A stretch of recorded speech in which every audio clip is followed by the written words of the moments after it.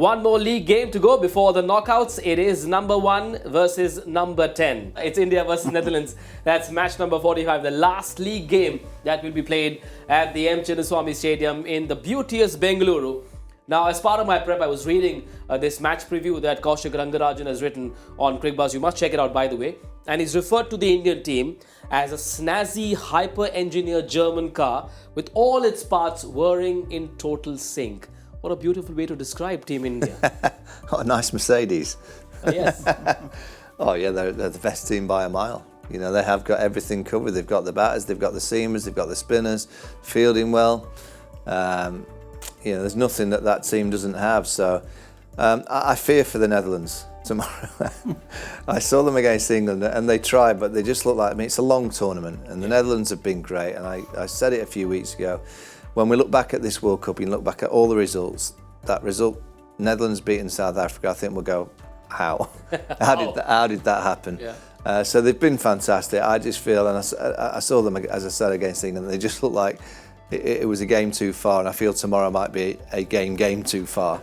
The Indian team will blow them away quite easily, but it's a great opportunity and it's a great experience for them to be playing against India. The crowd will be electric, it'll be jam-packed. And these players, you know, for the Netherlands, won't have ever experienced, I don't think. I mean, Roly van der Merwe has played in the IPL. He's played in I think he played in the final in 2009, but I think it was in South Africa. Yeah. So he's played in some big games, but you kind of look at the Netherlands and think, just enjoy it. Go out and have a bit of fun. Try and take on India. Try and challenge that opening burst from Bumrah and Siraj if they both play. But just have some fun. But I think it could be a long afternoon for the Netherlands. Now, Zach, conventional wisdom says don't change what's working. Everything's working well for India. Even after Hardik Pandya exited the World Cup, they figured a certain combination that's worked for them. 8 wins in a row at this World Cup, unbeaten, top of the table. You saw what Australia did in their last game. They rested Maxwell and Mitchell Starc. Does India not change anything, or do they look at resting 1 or 2 players? But they had a longish break before the last break, game yeah. and this one. So I don't think they should look to do that.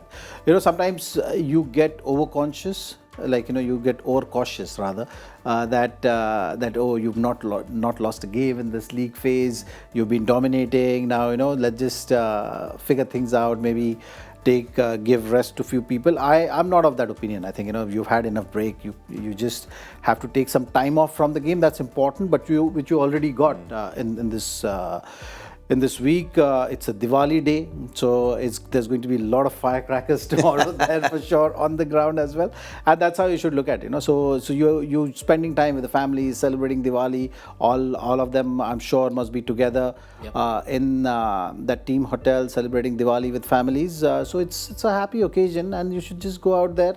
Put your best playing 11 there, keep them in that zone, you know, keep them in that habit of dominating this league phase. Finish the league phase on high and come to Mumbai.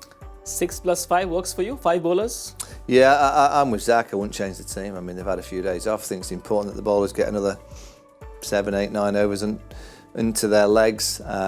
Just keep playing the way they are. I mean, just try and blow the Netherlands. I think that the best way is to blow them away quickly. Try and get the Netherlands in, blow them away, knock them off quickly, and have a Diwali party before the semi. That's pretty much the plan, isn't it? I mean, I can't think by resting 2 or 3 players that means a player would have gone about 9 days. Yeah. You know, I think they've just got to play the best team. Right, for Netherlands though, their opening combination hasn't worked at all. Max O'Dowd, Wesley Baresi, Vikramjit Singh, the 3 openers, and against a Bumrah, Siraj, Shami kind of attack, you need your openers to give you runs. Clearly, the heart of that batting lineup is Cyprian Engelbrecht as well. Are there any changes that you would recommend? Maybe Vikramjit Singh in for Max O'Dowd. It hasn't worked at all, or do you say no? Let's just go with what we. I don't think they'll be making too many changes in the playing 11. I think what I would like to see from them is that approach, which has been very fearless. You see them facing different bowlers, and they've not been shying away from the challenge. You know, if they continue with that kind of approach, I like overall whatever communication which was going to the media also from the Netherlands camp. Yes. You know, they've been talking about qualifying for the semis, they've been talking about having that belief of making that impact, and they did. You know, they've beaten South Africa. So I'm sure all the teams have taken note of that. Indian team also The chatter in that dressing room is going to be, look, we've been having a great run in this tournament so far, but you can't take this team lightly. Yep. And if they're saying that, that's a great moral victory for Netherlands for sure. It's just about going out there and continuing with the approach which they've shown in the tournament. It's the biggest stage, playing India in a World Cup game, and while it is a team sport, younger players in that Netherlands lineup would be justified in saying to themselves, hang on, a lot of talent scouts from various T20 leagues will be watching. Yeah, and Bastilleida is a good all-rounder. Yep. You know, I think he's a real talented seam bowler. I think he's skillful and also can bat. I'll be very interested to see if Ian Dutt opens the ball into Rohit. I'll be very interested because the off-spin has been going that first over at Bangalore off-spin to Rohit Sharma, Shubman Gill. Not too sure that's the right matchup, but they've just got to enjoy it. It's a great day for them. Look, they've got very little chance of beating India, but can they just have a moment? Can they have a 10-over period with a partnership, or just get 2 or 3 wickets and just get a buzz of the day?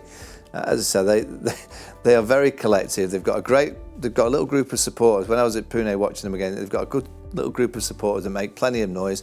Whether you'll hear them tomorrow in Bangalore with all the Indian supporters, I'm not too sure, but they've had a great time of it, and they should go out with a smile on their face and just have a real good pop at India tomorrow. There are 2 things that crowd in Bangalore wants. Number 1, top priority is to see India win and win big. And number 2 is number 50. Is it happening? I'm not going to ask Zach. I'm not going to put him on the hot seat. I think you tell me. If India bat first, yes, I think it will. If India bat second, It's going to be yes and yes because he's the chase master. Well, he won't. That's if they have so many. They won't runs be to chase. chasing. They won't be chasing Exactly, enough. Manish. That's why he won't be chasing enough. If he bats first, yeah, I think it probably will happen. Maybe number 50 is loading for the chase master Virat Kohli. But before we wrap up, players to watch out for, 1 each. Well, since you've mentioned 50-50, 50 hundreds, then let's go with Virat. Okay, for then. India, yeah. Netherlands. For Netherlands, I think Bas de Leede, he's been having a good run. He's been very consistent. So good all-rounder. Got chances with the bat and ball both. I'm going to go Maxi O'Dowd. I just like his hair. You know that. So I'll go with the opener. I'll go Shubman. I think Shubman will get a big one tomorrow.